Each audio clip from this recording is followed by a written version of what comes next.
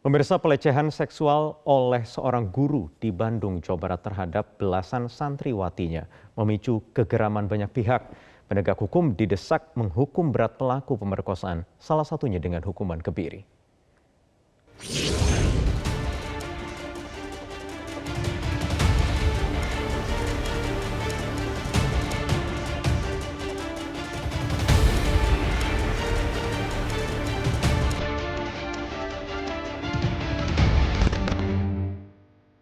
Kasus pemerkosaan oleh guru bernama Heri Wirawan terhadap 12 santriwati di Bandung, Jawa Barat membuat publik geram.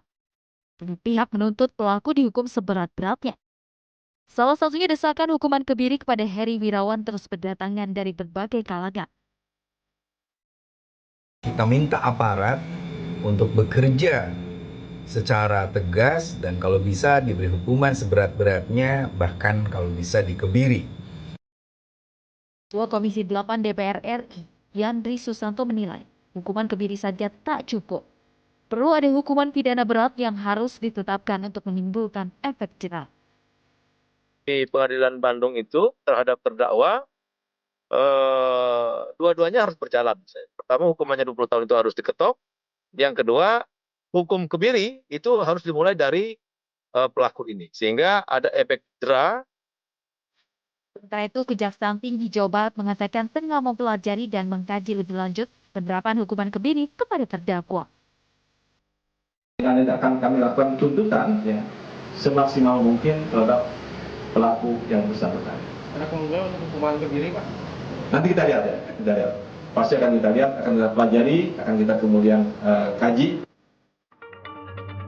Pandangan lain terhadap hukuman berat bagi predator anak diutamakan psikolog forensik dan konsultan Lentera Anak Foundation Reza Indragiri. Reza menilai ada kekeliruan di masyarakat yang menganggap kebiri sebagai hukuman menyiksa yang setimpal dengan kejahatan si predator. Di Indonesia, kebiri didudukkan sebagai sebuah bentuk penanganan atau perlakuan ekstra bagi pelaku kejahatan seksual terhadap anak. Sebagai penanganan atau sebagai pengobatan atau sebagai bentuk rehabilitasi, kita bisa bayangkan bahwa ternyata kebiri tidak memunculkan efek sakit, tapi justru diharapkan bisa memunculkan efek kesembuhan bagi para pelaku. Nah, sekarang kembali ke masyarakat. Apakah masyarakat ingin mengebiri pelaku dalam rangka memunculkan penderitaan bagi pelaku? Ataukah sebetulnya masyarakat menginginkan kebiri agar pelaku sembuh sehingga tidak menjadi residivis atau mengulangi perbuatan bejatnya yang sama pada waktu yang akan datang?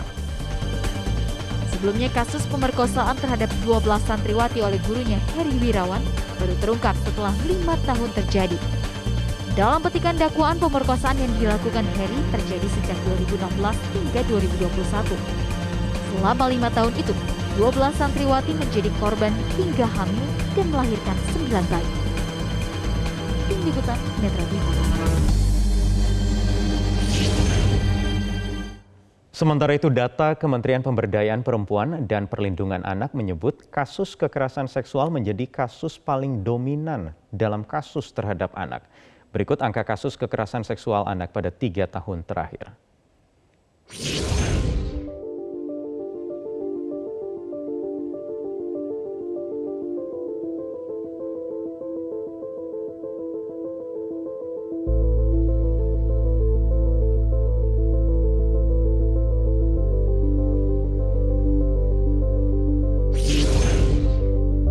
Ya, kasus pemerkosaan guru terhadap belasan santriwatinya mendapat kecaman dari banyak kalangan. Penegak hukum juga didesak dapat memberikan hukuman yang seberat-beratnya terhadap pelaku. Agar peristiwa seperti ini tak terulang, apa hukuman yang seharusnya dijalani oleh predator anak? Apakah hukuman 20 tahun kurungan dan juga hukuman kebiri cukup membuat jera? Kami akan membahasnya bersama pakar psikologi forensik Reza Indragiri yang sudah bergabung dari luar studio. Selamat malam, Mas Reza.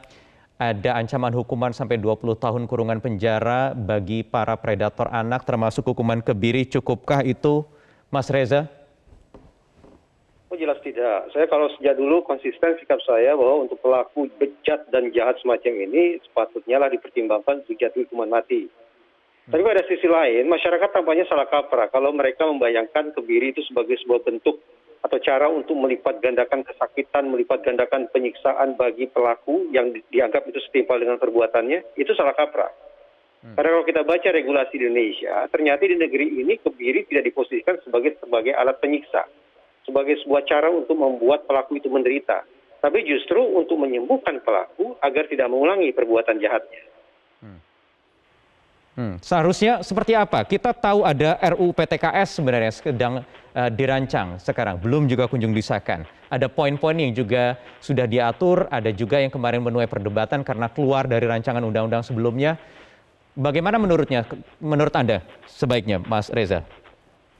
Mas Wahyu, kalau kita sebatas bicara tentang apa yang harus kita lakukan dalam kasus-kasus kejahatan seksual terhadap anak, menurut saya Undang-Undang Perlindungan Anak sudah lebih dari cukup.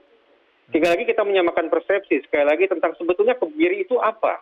Kebiri itu sebetulnya merupakan salah satu cara yang digabungkan dengan bentuk rehabilitasi lainnya yang kemudian dikenakan kepada pelaku agar tidak menjadi residivis. Jangan lupa di samping adanya hukuman penjara, denda, kemudian kebiri, juga ada bentuk perlakuan-perlakuan lainnya, yaitu mulai dari pemasangan alat pemantau, alat monitor. Jadi predator ini bisa diketahui di mana posisi keberadaannya. Kemudian identitas si pelaku juga bisa diekspos ke masyarakat. Tambahan lagi, khusus bagi anak-anak yang menjadi korban kejahatan yang satu ini, ternyata mereka bisa mendapatkan restitusi alias ganti rugi dari pelakunya. Nah, kalau seluruh bentuk hukuman plus perlakuan semacam itu secara menyeluruh dikenakan kepada pelaku, pantas kita berharap, pertama, pelaku sekali lagi tidak akan menjadi residivis. Yang kedua, sedikit banyak akan membantu proses pemulihan korban. Dan yang ketiga, ujung-ujungnya adalah kita ini, masyarakat juga akan tercegah menjadi korban dari kejahatan serupa. Anda melihat sebenarnya apa kendalanya kalau tadi sebenarnya Undang-Undang PKS sebenarnya sudah perlindungan seksual, sebenarnya sudah cukup. Apa yang kurang? Di penegakan hukumnya atau apa, Mas, yang kurang? Ya, memang dulu di Komisi 8 DPR RI, teman-teman dari Ikatan Dokter Indonesia menolak adanya praktek kebiri karena pada saat itu kebiri diposisikan sebagai sebuah bentuk hukuman. Wajar, profesi kedokteran tidak dilakukan untuk menghukum orang, untuk membuat orang teraniaya, tidak, tapi untuk menyembuhkan. Tapi kalau kemudian kita baca per hari ini peraturan pemerintah nomor 70 tahun 2020 sudah eksplisit tertulis di situ, yaitu tindakan kebiri. Dan definisi dari tindakan kebiri yang ada pada PP tersebut jelas sudah mengarahkan kita untuk mudah-mudahan punya persepsi yang sama. Ini bukan cara untuk menyiksa pelaku, tapi cara untuk mengubah pelaku lewat pendekatan yang multidimensional. Fisiknya coba dimodifikasi, antara lain lewat kebiri kimiawi.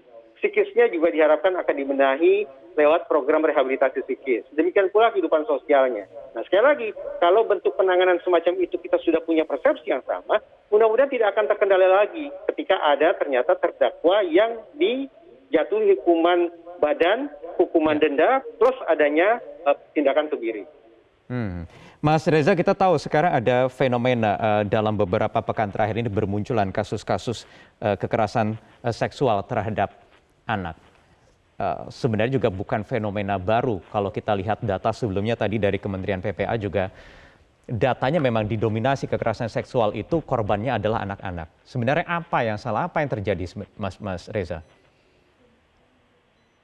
Data yang ditampilkan tadi patut kita pahami sebagai apakah itu jumlah insiden ataukah jumlah insiden yang terlaporkan.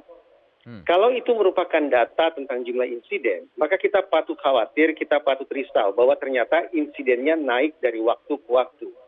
Tapi dugaan saya, data yang terekspos ke masyarakat adalah data tentang insiden yang terlaporkan, insiden yang terdokumentasikan.